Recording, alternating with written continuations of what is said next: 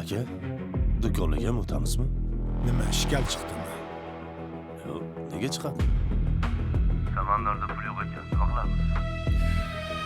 Bu jinoyatlar qachon tugaydi? Qachon? Yo'q, tugamaydi. Aka kim qildi buni?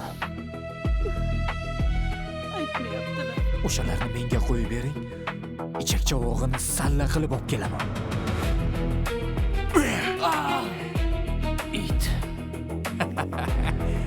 Do'stim, yaxshimisan? Mana buni oling, ro'zg'orga ishlatasiz.